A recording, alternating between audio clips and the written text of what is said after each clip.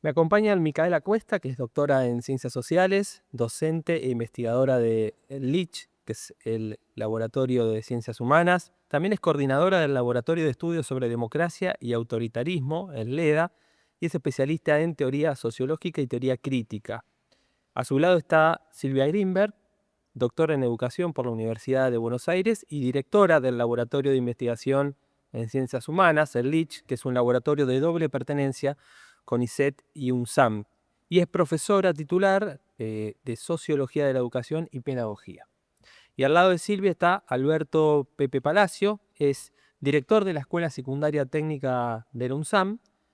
Antes fue vicerrector socioeducativo, ¿es así?, de otra escuela técnica de una universidad, en este caso la Escuela Técnica de la UBA, que está en Villa Lugano.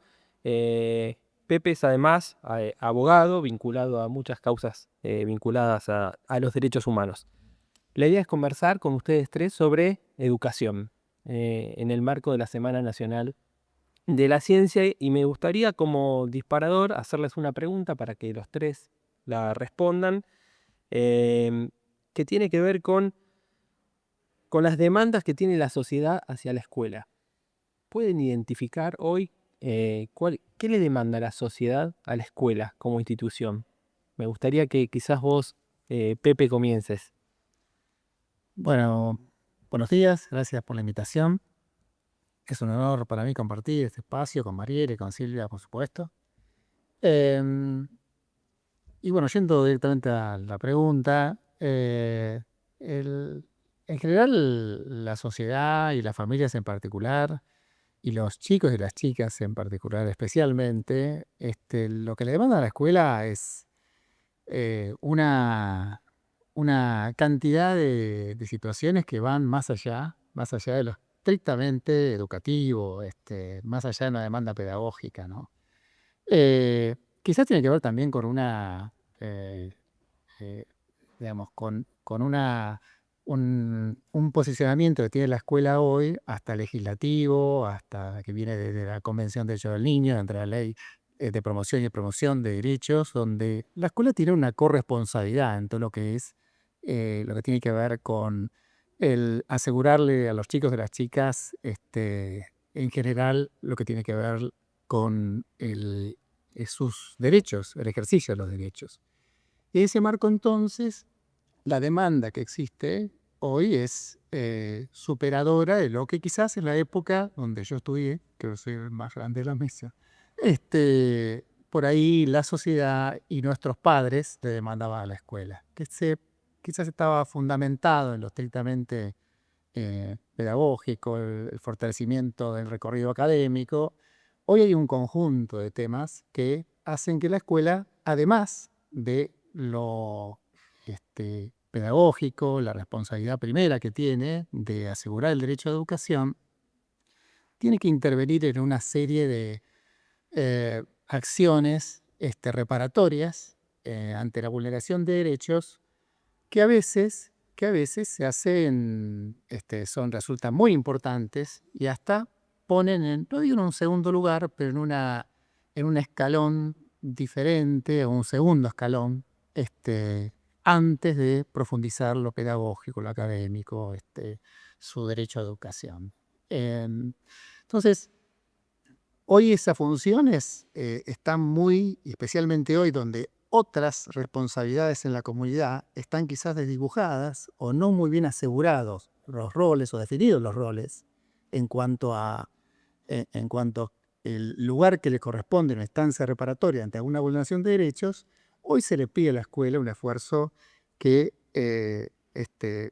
hasta el punto de vista de preparación del docente, de los directivos, quizás no estaba, digamos, previamente al ocupar ese rol, eh, bien dibujado, concretado eso que se le demanda. Entonces, el desafío hoy, mirando hacia el futuro, yo creo que pasa por redefinir, digamos, concretamente el rol, volver a fortalecer el rol educativo y lo académico, lo pedagógico, pero también este tema de la corresponsabilidad que tiene la escuela en acompañar al chico o la chica en estancias reparatorias ante la vulneración de derechos, también la escuela tiene que ser, de alguna forma, fomentar el que otras instituciones en el barrio, en los barrios, asuman roles que hoy no están muy definidos, quizás por el tiempo que ya tienen las leyes de promoción y protección de derechos, que ya tienen alrededor más de 20 años, y bueno, la escuela tiene también, nos parece a nosotros, o me parece a mí, la obligación de ver cómo, mientras cumple su rol principal, trata de hacer pensar a las otras instituciones cómo fortalecen el acompañamiento de nuestros chicos y nuestras chicas. Eso me parece así como primer mirada rápida que puedo plantear. Bien. Silvia. Yo casi que te daría vuelta la pregunta. Es que no se le pide a la escuela. Casi nada no se le pide a la escuela, sobre todo. Me parece que se le pide todo. Ahora, si Pepe terminó el futuro, me voy un poquito para atrás. Yo creo que lo que tenemos que entender es que la escuela que tenemos hoy es una escuela que nace en el siglo XIX. Y nace con algunas cuestiones que son medio obvias y otras no tanto. Es la primera vez en la historia que se va a aprender a trabajar no trabajando. Antes se aprendía a trabajar trabajando. Si vos querías ser panadero, entrabas al gremio de los panaderos, entrabas con aprendiz, etc. Entonces, ya ahí tenés una primera cuestión, que se le pide a la escuela que forme para el trabajo y siempre se le reclama un desajuste que es inevitable porque la escuela nace, o sea, el sistema educativo moderno nace en esa ruptura. Yo creo que es una de las tantas promesas y demandas a la sociedad que la escuela, y diría la educación, en general las instituciones formales de la educación, tienen esa demanda y hay que tener en cuenta que siempre, o sea, ahí está ese desfasaje, que esa parte siempre es un problema de la educación. La otra cuestión, que es más general, es que la educación está siempre navegando, me atrevería a decir, entre dos realidades. En la historia, porque nada de lo que ocurre en una escuela o aquí en la universidad nos es ajeno a la historia en nuestra época, pero a la vez se le pide a la educación que funja el futuro, ¿no? O sea, esto que vos decías. Entonces, como que te tenés que ir estás en la historia, y si no estás en la historia tendrías un problema serio, pero tenés que formar el futuro. Entonces ahí es la otra cuestión, que es una difícil tarea para la escuela, porque muchas veces se le dice a la escuela, que es una de las demandas, no se adapta a la realidad o a la sociedad. Y bueno, yo solo quiero decir por suerte. Imagínense si la escuela se adaptaría a eso, o se adaptara, Mariana. Yo qué sé, tendrías un montón de una escuela pensando en formar desocupados. A veces hay que ver si, no sé, o sea, no formando, formando violentos, o bueno, una serie de cosas que nos disgustan de la sociedad. Entonces, en esa temporalidad la escuela siempre queda un poco, o la educación queda ahí, entre este tiempo que tenemos y el que queremos tener, y ahí se mueve, en ese carril se mueve la educación. Por supuesto que cosas más concretas, y en este sentido también tiene que ver con esos dos carriles, es, bueno, si las redes oprimen a los adolescentes y a los jóvenes, la escuela tiene que desoprimir. Volvemos al punto, ¿no? Como si la escuela ahí quedara atrapada en esas múltiples demandas. Por supuesto también se le reclama movilidad social, asociada al trabajo, sobre todo, en los barrios más empobrecidos. Y la pregunta ahí es, las escuelas que están en los barrios más empobrecidos, que la sociedad dejó a innumerable cantidad de gente viviendo en situaciones de completa y absoluta precariedad. En esos barrios, que son los que hablaba de la vulneración de derechos que decía Pepe, la apuesta es por la educación, no hay otra apuesta. O sea, es la educación o nada.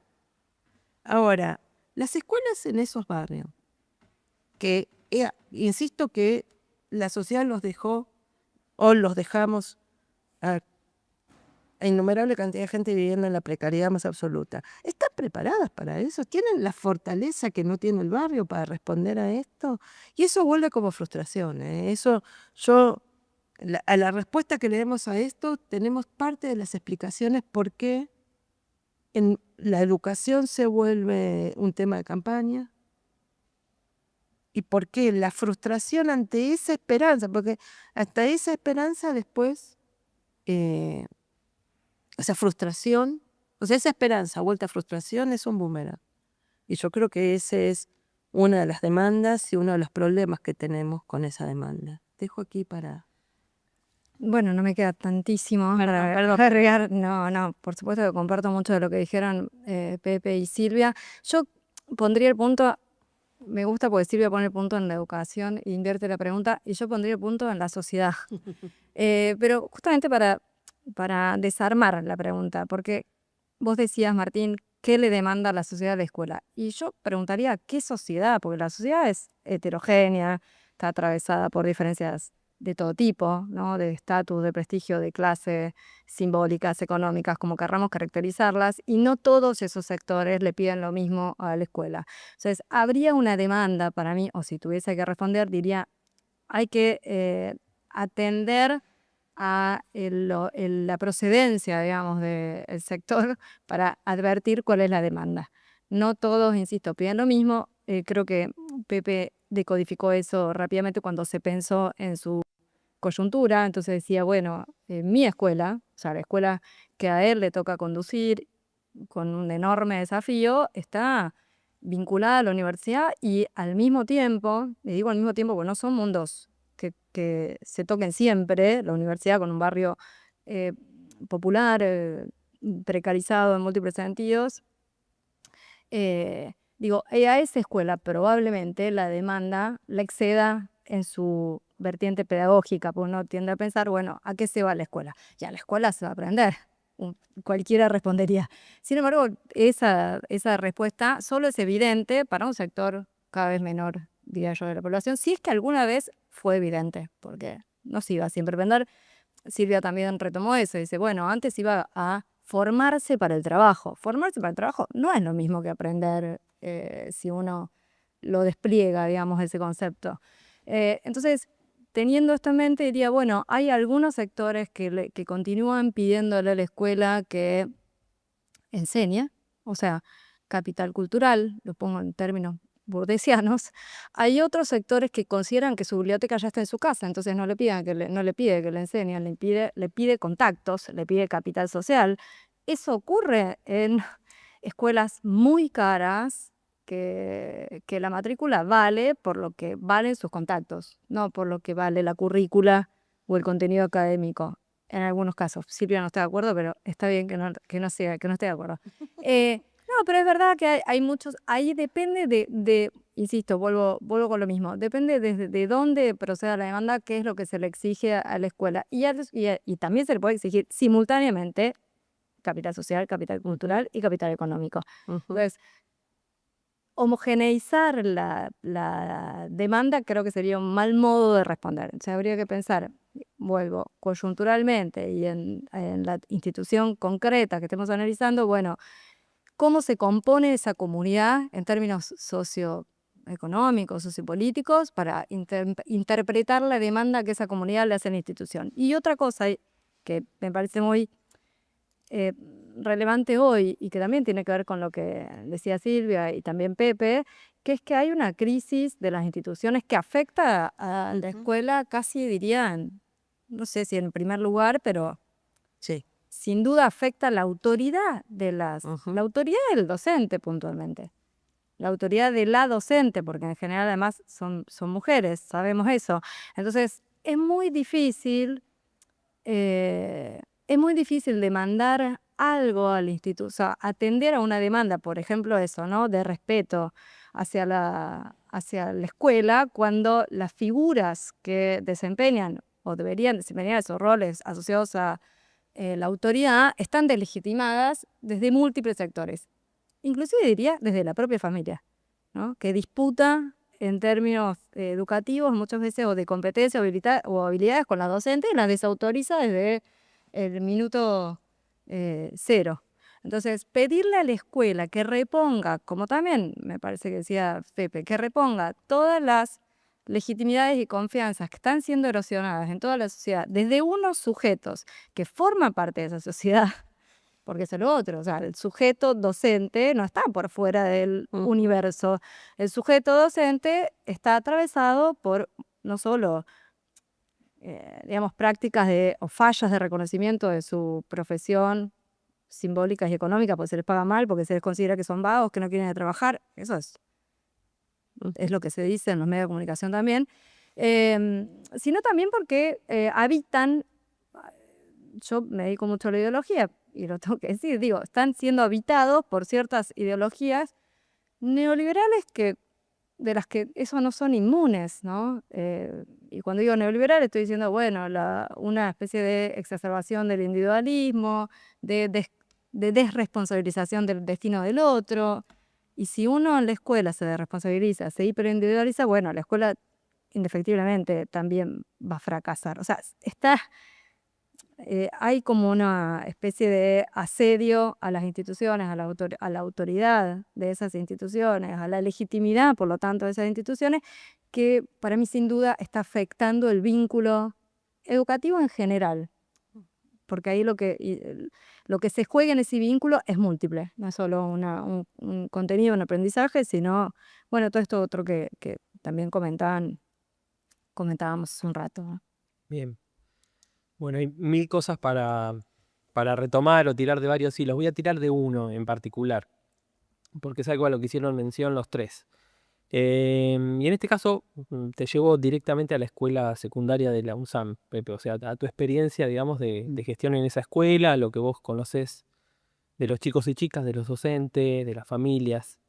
Una escuela como esa, ¿no? En ese lugar específico donde está ubicada, es una escuela que forma para el trabajo, es una escuela que forma para que esos chicos puedan ingresar a una universidad, es una escuela que forma en lazos comunitarios y valores democráticos sobre los que hay que reforzar o reconstruir. ¿Para qué forma hoy la Escuela Secundaria Técnica de la UNSAM? Bueno, es el centro, digamos, que nos preguntamos todos los días y tenemos que ir tratando de tenerlo bien en claro, es decir, ¿no? Porque es la preocupación y la pregunta que siempre nos hacemos cuando llegamos decimos el buenos días en la escuela, ¿no? Yo creo que en primer lugar forma para que los chicos y las chicas hoy tengan un proyecto de vida, un proyecto de esperanza. Si ese proyecto de vida y de esperanza pasa por el estudio, pasa por el trabajo, es lo donde nosotros estamos tratando de dirigir un poco todo el recorrido.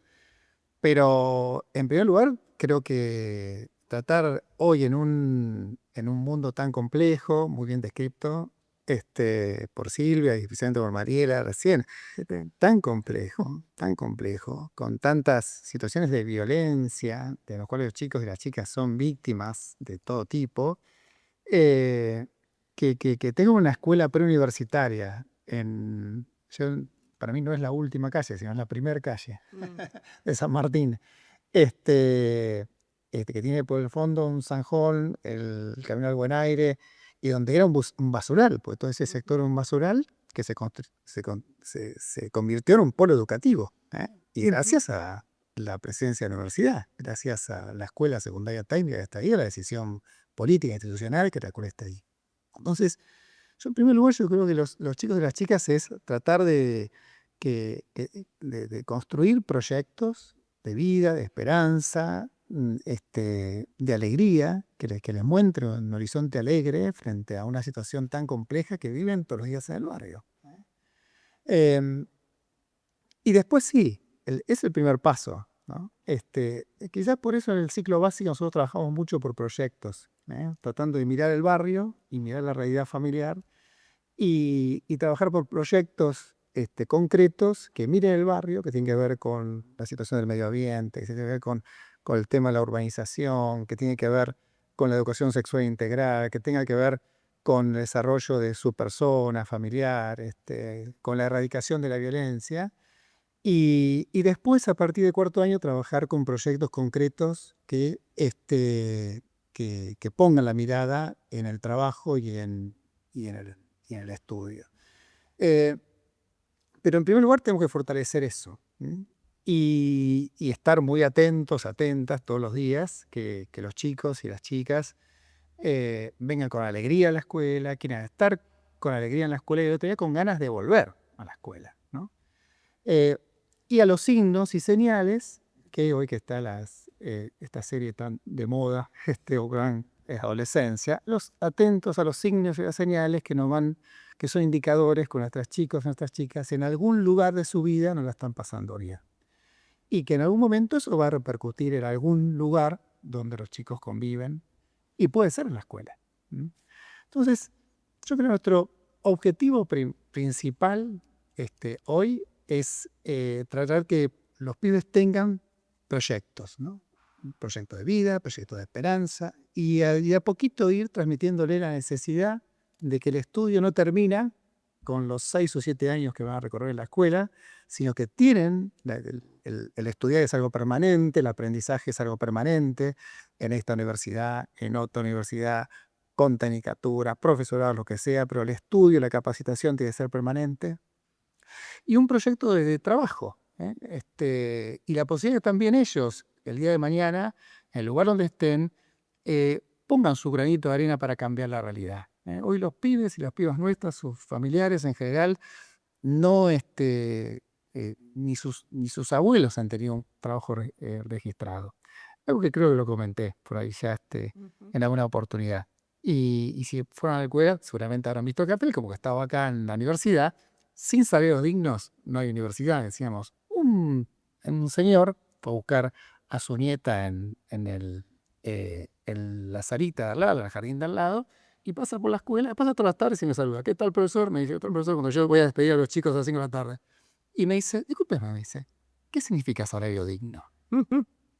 Es la- Yo en un momento pensé, esto fue el año pasado, cuando me acordé, yo pensé en aquel señor porque me estaba diciendo, esto se le pregunta a una de las compañeras y me dice, no, si lo va a entender nunca, si el padre de él tampoco trabajó nunca en un lugar registrado, siempre fueron cartoneros, siempre trabajaron cuentapropistas. Entonces, me parece que la obligación nuestra es, dentro de ese concepto de proyecto de vida, de esperanza, y de trabajo y de estudio después, es tratar de hacerlos ver que ellos también, los chicos y las chicas, tienen que ser ejecutores, promotores de lo que es lo que significa ejercer los derechos y gozar de los beneficios del ejercicio de los derechos. En este caso, gozar de lo que es un salario digno implica previo tener un trabajo y previo saber que su derecho de trabajo está contemplado en una Constitución. O sea, el recorrido que hay que hacer como escuela hoy pasa por todo esto, un proyecto de vida, un proyecto de esperanza, un proyecto de estudio, de trabajo, y también que ellos sean promotores en su comunidad del ejercicio de derechos y el goce de los beneficios que ese ejercicio implica. Eso más o menos así. Bien. Silvia, cuando uno habla de la Escuela Secundaria Técnica de la USAM, está hablando de una escuela secundaria que tiene características particulares. Está integrada a un sistema como el sistema educativo de la provincia de Buenos Aires, pero también es cierto que tiene una universidad detrás que participa del armado de ese proyecto, que está atrás también incluso de las necesidades, del armado de un programa educativo, de las necesidades, digamos, del día a día, coyunturales y demás. Todo eso que recién dijo Pepe, ¿existe en el resto de las escuelas que vos conocés, que vos has investigado? A ver, sí, pero mira, hay algo que yo nosotros trabajamos en investigación educativa en las escuelas del Partido de San Martín y del área de Reconquista donde está la escuela hace casi 20 años. Y algunas notas que vale la pena señalar. Cuando los barrios, o sea, lo digo, me voy un poquito para atrás, lo que son los asentamientos o las llamadas villas miseria han habido previamente, pero las que hoy conocemos nacen o se estabilizan o surgen de los años 70 en adelante. Y y es así, punto. Había habido antes, pero muchos de esos muy rápidamente se transformaron en barrios obreros, que es algo muy diferente a lo que son los asentamientos. ¿Por qué te digo esto? Porque es muy interesante, cuando los barrios empiezan a crecer, no tenían agua, no había recolección de basura, ninguna de estas cuestiones, pero ¿qué es lo primero que pelean los barrios? La comunidad, por una escuela. Porque lo que estaba viendo en los barrios, las escuelas más cercanas terminaban funcionando en 3 turnos, pero los 3 turnos eran mañana, mañana y media tarde, que les daba exactamente solo para la copa de leche. De ahí también es que nace la idea de que en los barrios los pibes van a comer. No había plan B, no había mucho más tiempo que eso. Entonces, ahí hay una primera cuestión. La centralidad de la educación en los barrios es clave. Y pelearon en el sentido de lucha de ellos. Bueno, acá en la provincia de Buenos Aires se iba a La Plata, o sea, subíamos a La Plata, bueno, porque era la apuesta por la educación.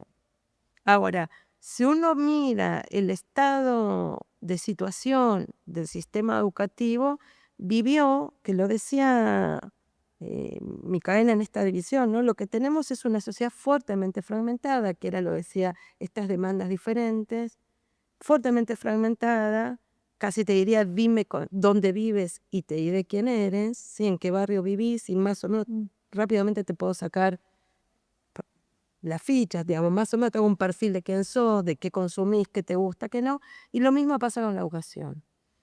Ahora, vale la pena hacer una salvedad, que también surge en nuestra investigación, que es así. Las escuelas que están en los barrios más empobrecidos reciben solo matrícula de esos barrios, pero las otras escuelas reciben matrícula de cualquier barrio. ¿Y qué es lo que fue pasando? Y acá retomo algo que decía Micaela, que la educación siempre es un efecto de distinción de estatus desde la educación moderna. Entonces es como que la educación te da ese capital social, ese capital cultural, y que de alguna manera con el título que vos, si yo vengo de tal universidad, vengo de tal escuela, y te hace un diferencial. Lo que yo sea que no estaba tan de acuerdo, porque me parece que esas escuelas que hacen un diferencial también enseñan. No es que si uno piensa en las buenas escuelas de la Argentina o en las buenas universidades, como por ejemplo la UNSAM, nosotros no solo somos un diferencial de estatus en términos de capital social, sino también que buscamos esa calidad, y eso como que está. En eso es que yo, viste que No, yo pensaba en las privadas. No, pero incluso, ¿Sabes? Las escuelas privadas pero incluso, de la LIP. de la élite, pero digo, también hay un diferencial de Sí. formación. Me parece que, Sí. por supuesto, es capital social, no tengo duda, Sí. pero hay un diferencial de formación, y ahí es donde se nota un poco el estado de situación del sistema de las escuelas públicas, que en esa puja, o en esa, ¿cómo se dice? Sí, en esa puja, porque la educación es una puja. Es una puja porque el diferencial de estatus lo perdés cuando todos lo dan. Si ese estatus que te dice, yo vengo de tal escuela, se distribuye igualitariamente en la sociedad, entonces ya ese diferencial desaparece. La famosa propaganda, voy a marcar un poco la edad que tengo, pero ¿se acuerdan? La propaganda, pertenecer tiene su privilegio, ¿no? Ahora, si todos pertenecemos, deja de perder el privilegio. Pero también está asociado a la formación, y esto que yo decía, los pibes nos encontramos, mira, es tremenda la cantidad de veces que nosotros nos hemos encontrado en una escuela un estudiante, y al año en otra escuela. Y vos decís, ¿qué hacen? Y al año en otra. ¿Qué haces acá? Estás como probando todas las escuelas. ¿Sabés? Muchas veces te dicen, lo que pasa es que en la otra escuela no me enseñaban. Entonces a este vine porque me enseñan. Porque hay algo ahí de esa fantasía, o esa promesa, más que esa fantasía, asociada a la educación. Pero claro, ¿con qué cuentan las escuelas para poder llevar a cabo esa tarea? Y esa es la gran diferencial entre las escuelas. Esa es la gran diferencial entre las escuelas.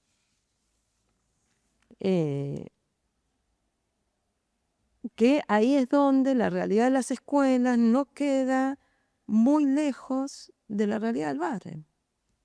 Entonces, ahí yo creo que todavía no terminamos de entender que esa ecuación, por lo menos si queremos que más o menos algo pase en las escuelas, que es quizá la gran apuesta de la UNSAM, cómo revertir esto y que la escuela técnica de la UNSAM tenga unas condiciones para poder enseñar, para poder educar y enseñar, que es también un poco, ¿qué hace la escuela? ¿Tiene que contener o enseñar? Y no es o, es sí, no puede ser o. No. Ahora, ¿qué condiciones cuenta la escuela para hacer ese I, para enseñar y contener? Y ojo, no en los barrios pobres, en los barrios de nuestros hijos también. Entonces, ahí me parece que no, yo te diría, di un largo camino, un largo rodeo para decirte no, la verdad es que muchas escuelas no cuentan con lo que necesitan para poder llevar a cabo su tarea, que mínimamente es aprender a estar juntos con otros, mínimamente, que si no lo hace la escuela, no lo hace nadie, y no importa en cuál de estos fragmentos, porque en la escuela uno que aprende a tocarse con un cuerpo y a no tenerle miedo a ese cuerpo, a oler cuerpos, olores diferentes, a escuchar tonos de voz diferentes, digamos, aprende la diferencia en la escuela, aunque sean todo el mismo sector social, también. ¿Y quién lo va a hacer si no lo hace en la escuela? Nadie. Pero lo cierto es que, a pesar de la inteligencia artificial, necesitamos, salvo que renunciemos a leer y escribir, porque a veces yo digo, bueno, quizá queremos renunciar a eso, quizá queremos renunciar a escribir, a sacar cuentas, puede ser una sociedad que renuncia a esa tarea, pero si queremos no renunciar a eso, cosa que por supuesto diría que no renunciemos a eso, porque al final terminaríamos renunciando a nuestra condición humana, así que no, ya te lo digo, no. Y no sé si la política educativa está preguntándose, señores, ¿qué necesita una escuela para ser escuela en el siglo XXI? La política educativa, parte de esa pregunta. Micaela, sí, tomando en cuenta lo que dijiste antes y lo que acaba de decir Silvia recién, sí, la escuela, como los docentes y como todos nosotros, estamos atravesados por un neoliberalismo, digamos, que está en nuestra subjetividad. Si hay una exacerbación del individualismo cada vez más visible, ante todo ese escenario, entonces la escuela es profundamente contracultural, va a contramano de todo eso. Si pasa todo eso que dice Silvia, digamos, si lo primero que aprendemos es a que podemos estar al lado de otro que es muy diferente a nosotros y sin embargo pasamos unas cuantas horas juntos y pasan los años y independientemente, digamos, de que la escuela como institución esté en crisis, como están en crisis todas las instituciones, se sostiene, digamos, y no es cuestionada o no pareciera ser cuestionada en tanto institución que deba desaparecer, digamos, no. Nadie dijo pongámosle una bomba al Banco Central, pongámosle una bomba a todas las escuelas y que cada uno se eduque. No parece que eso forme ni siquiera parte de un discurso. ¿Cómo se explica? Para mí la escuela es un milagro igual, ¿eh? La escuela es un milagro. Entonces es difícil de explicar en ese sentido. Coincido completamente con lo que decía recién Silvia, que efectivamente ahí la convivencia en la diferencia, la dimensión contracultural que tiene la escuela, se juega justamente en ese punto, ¿no? En ser capaz de convivir con el diferente de modos pacíficos pero no armoniosos, que es lo interesante también. Nadie dice que la convivencia con la diferencia sea algo ni sencillo, ni fácil, ni que debamos renunciar justamente a las tensiones que produce esa diferencia, sino que hay que poder tramitarlas de un modo no violento. Creo que la escuela sigue ofreciendo esa promesa y sigue muchas veces a pesar suyo, a pesar de los gobiernos, a pesar de las familias que forman parte de esa escuela, sosteniendo y resistiendo y produciendo esa suerte de milagro. Una anécdota personal que puede ser la de muchos. Cuando uno va a hacer un acompañamiento con sus hijos al jardín, yo creo que le pasan dos cosas. La primera es, sale horrorizado, porque vos ves 20 niñitos que no saben todavía controlar el esfínteres, lo digo así porque es así, que todavía no saben hablar y comunicar lo que quieren, correr unos contra otros, caerse, gritar. Y uno dice, ¿cómo va a ser esta sola persona o esta persona con este asistente para generar un orden ahí donde solo parece haber caos? Y vas a la semana siguiente y hay orden. Y hay orden. Y es milagroso ese orden. Lo mismo sucede con los primeros años de formación de la lectoescritura. Si pensás que nuestros hijos e hijas llegan a la escuela en el 80% de los casos sin saber leer y escribir, y a la semana están leyendo y escribiendo, uno dice, bueno, no, esto, o sea, te dejo todo, confío todo, te entrego todo, porque hay algo que la escuela sabe hacer y, insisto, a pesar de todo, lo sigue haciendo. O sea, sigue haciendo, sigue produciendo, sigue enseñando, sigue produciendo contenido, sigue construyendo orden democrático, porque hay muchas maneras de orden, ¿no? No es un orden militar, es un orden más bien democrático. Sigue a pesar de la fragmentación de la sociedad y la tendencia a la homogeneización de las escuelas, en este punto, es decir, las escuelas generan exclusiones, las escuelas generan integración, pero también excluyen. La institución excluye y excluye en función también de las procedencias de sea por su proyecto pedagógico, sea por el currículum oculto, las exigencias que no aparecen muy visiblemente de quienes pueden o no formar parte de esa comunidad. Entonces va generando comunidades cada vez más homogéneas y yo creo que ese es un problema. Es un problema enorme para la construcción de la ciudadanía democrática, como al menos como yo lo entiendo, que es un concepto denso de democracia, ¿no? Es decir, bueno, eso, ¿no? Convivir, aceptar la diferencia no es lo mismo que tolerarla ni respetarla. Aceptar la diferencia es saber que hay otro, probablemente absolutamente otro, que tiene el mismo derecho a reclamar una vida digna que uno, ¿no? Y bancártela, ¿no? Y soportar los tiempos de esos otros, etc. Entonces, efectivamente es algo así como milagroso, que eso sigue existiendo, pero creo que la continuidad no está garantizada. Si bien, o sea, digo una cosa y digo lo otro, digo, es milagroso por todo lo que venimos señalando, y por todo lo que venimos señalando, ese milagro se puede interrumpir, ese milagro se puede acabar. Eso en absoluto está garantizado y de hecho que considero que está mostrando muchas faltas, o sea, están a la vista, digamos, muchas de esas falencias del sistema educativo que en gran medida tienen que ver con falencias estructurales, o sea, que no tienen su origen en el sistema educativo, ¿no? Tienen su origen en la crisis global, tienen su origen en la crisis económica, tienen su origen en la crisis cultural, tienen su origen en tendencias ideológicas que por supuesto impactan en ella, pero como tiene tanta tradición y ha tenido tanta legitimidad, tiene más restos también, tiene más inercia institucional para resistir a su propia destrucción. Ahora, no es cierto, ¿no? Es que, bueno, pero ese es el lado sano, entre comillas, con todo lo feo que tiene esa palabra, de las burocracias.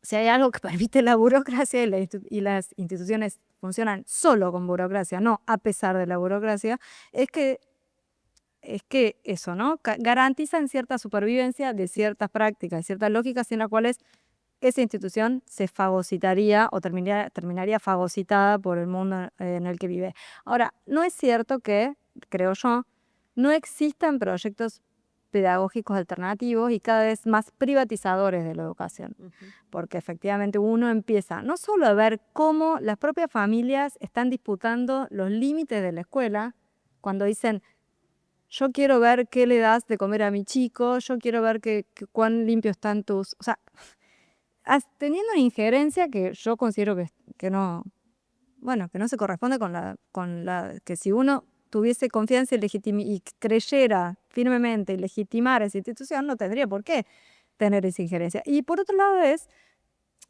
eso pasó, no solo pasó en Argentina, viene pasando en el mundo, que está sintetizado en la frase con mis hijos no te metas, que excede la educación sexual integral para empezar a incorporar otros contenidos. O sea, las familias también quieren disputar, históricamente han disputado. O sea, la escuela nació con esa disputa. Texto de Durkheim a mí me sorprendió que discutía con las familias de ese momento, diciéndole, bueno, esperen porque en realidad no, esto es una prerrogativa del Estado-Nación. La educación es una prerrogativa del Estado-Nación, no de la familia. Por lo tanto, si ustedes quieren avanzar sobre los contenidos, sobre la lógica, bueno, están buscando privatizar, no en el sentido económico, pero sí en el sentido familiarista del término, que es igual de problemático. Ujú. ¿Puedo comentar algo de eso? Claro. Porque me parece que este punto que es clave, de hecho, cuando damos Durkheim, en sociología de la educación lo ponemos, y sí, si uno lo piensa en términos de perspectiva, digamos, la educación se vuelve algo público, se vuelve cosa pública, resultado de una lucha muy, muy larga, casi diría, y textos, porque vos no basta Durkheim, pero tenés a Kant, lo tenés a Condorcet, lo tenés previamente a los contractualistas, Rousseau, etcétera, que dicen la educación tiene que ser algo público. Y esa disputa fue sacarle a los privados, a las familias, por supuesto a la iglesia, la educación de sus manos. Entonces, cuando la educación no nace como algo público, nace en el siglo XIX como algo público, resultado de larguísimas disputas, que es lo que, entonces, y tal cual, y te agrego un privado más, que es la fantasía, la plataformización, ¿no? Sí.